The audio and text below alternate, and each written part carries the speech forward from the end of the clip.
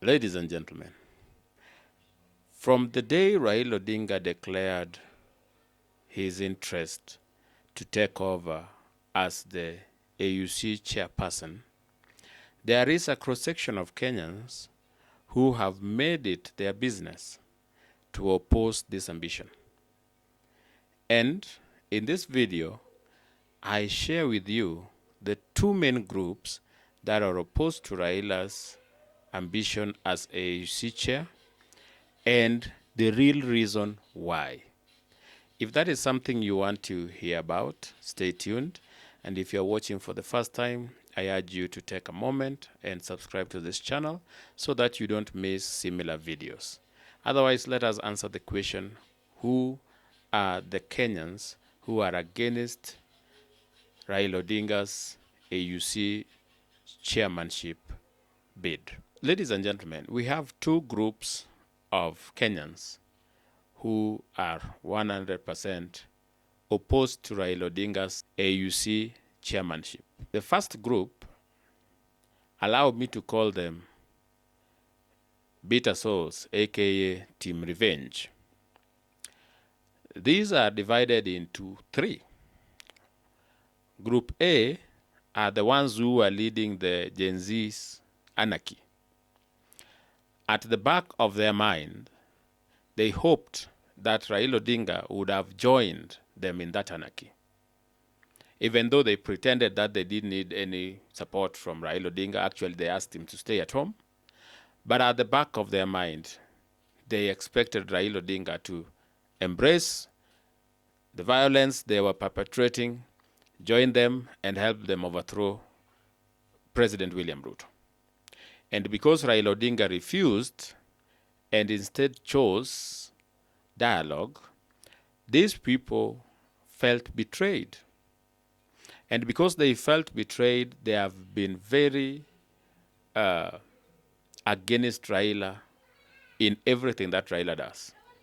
And so you are looking at people who are using every platform they have to decampaign Raila.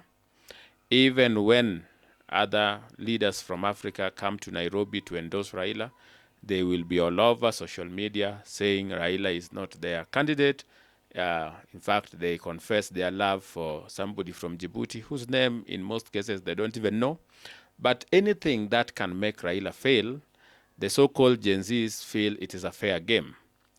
Under the same bitter souls, there are people who, mostly from Murima, who actually believe that Raila played a big role in getting rid of Rigathi Gachagua.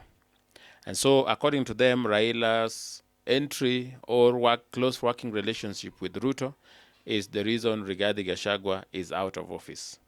Not because Rigathi Gachagua decided to insubordinate his boss, decided to undermine his boss, became very unruly, and other things. No, they are persuaded that the reason why Rigathi Gachagua is currently at home impeached is because Raila decided to join Ruto, and then they combined forces and got rid of Rigathi. And for that reason, they are looking for every way to get back at Raila. And the only avenue as of now is to ensure Raila Odinga fails at the AUC chairmanship. The third category under this group one of bitter souls are members of ODM, especially those who were very active in the demonstrations of July or June last year, June 2023. The ones who believed that they were going to overthrow Ruto, the ones who believed that Raila was going to take them and they marched to State House and remove Ruto, the ones who believed that they won the election and Ruto stole their victory. And so for them, Raila working with Ruto is a betrayal, a big betrayal. And so they are willing to support anything that hurts Raila Odinga. And one of those things would be if Raila were to lose AUC. So that is group one. I said we call them bitter souls. And bitter souls, you have the Gen Zs who feel Raila refused to join them to overthrow Ruto.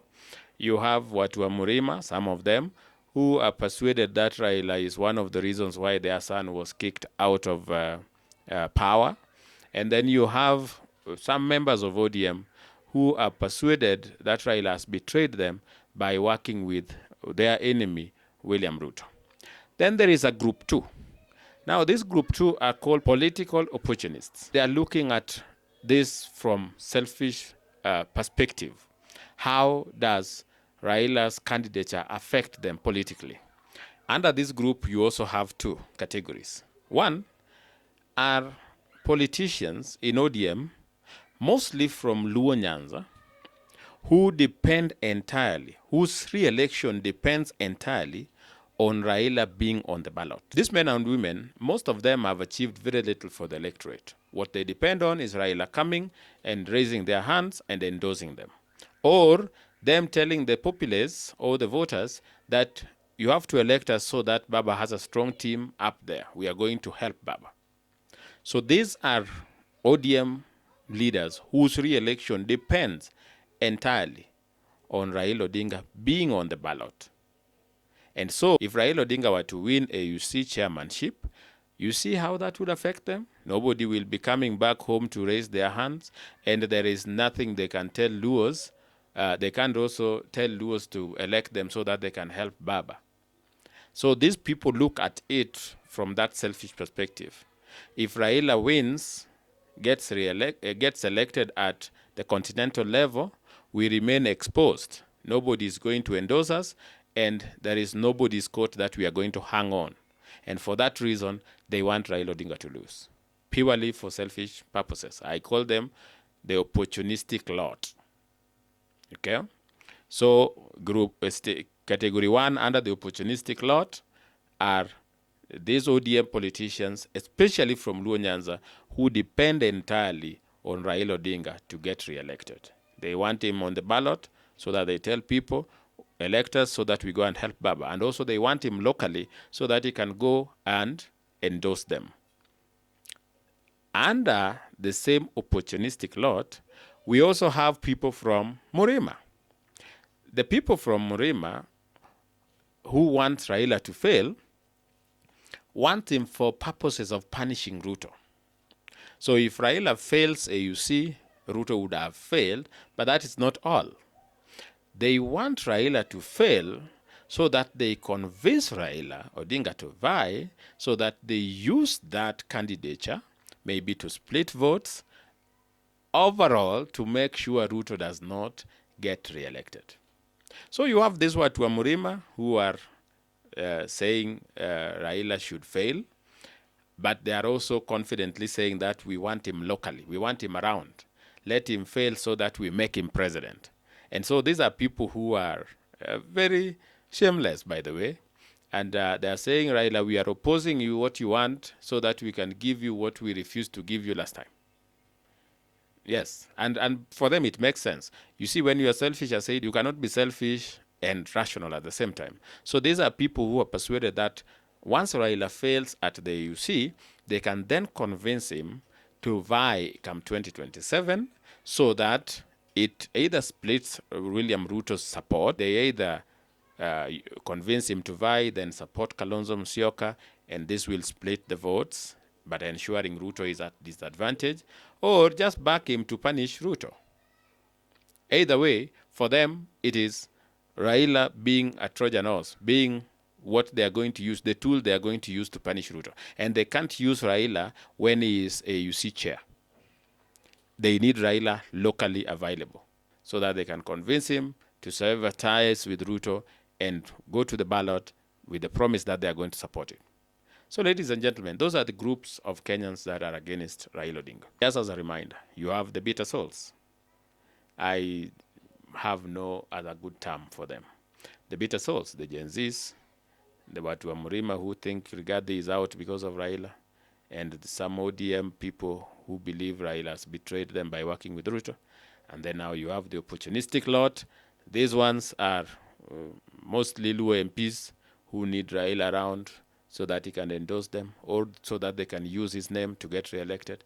And again, Watu wa Murima who wants Raila around so that they can use him to punish William Ruto. The question is, will they succeed? Like, will their wish come true? Can the bitter souls and the opportunistic lot eventually have their way? I would give you a very practical answer. These people, the same way those of us who support Raila's ambition at the AUC, don't have a say. The voters at AUC chairmanship are heads of state. And these heads of state, unfortunately for these two groups, do not take advice from social media rants and hashtags. And so, if they wanted Raila to fail, then they should actually involve themselves in diplomatic campaigns. Let them fund certain people to move across Africa to decampaign Raila. Otherwise, ranting on social media from morning to evening, calling Raila names, traitors, etc., that won't achieve anything. The same way as praising him.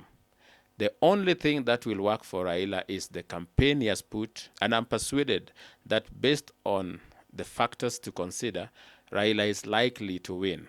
I did a video on why Raila is likely to win. I've linked it here. And ladies and gentlemen, from the look of things, both the bitter souls and the opportunistic lot might find themselves even more bitter. Because ask yourself, if all you are doing is to oppose Raila with praying that he fails so that you get your revenge, what happens when he wins? You get more hurt. If you are waiting for Raila to fail so that you hang on his coat to get re-elected, what happens when he wins? You lose your re-election. So my advice would be, those who are opposed to Raila's candidature because you want to exert revenge or you want to use him for political purposes locally, you should find something else to do. Because chances are that Raila will take the seat, and then this one will now leave you more depressed. Ladies and gentlemen, if you found this video useful, let me know in the comment section. Also drop a like and share this video with your friends. Otherwise, let us meet in the next video.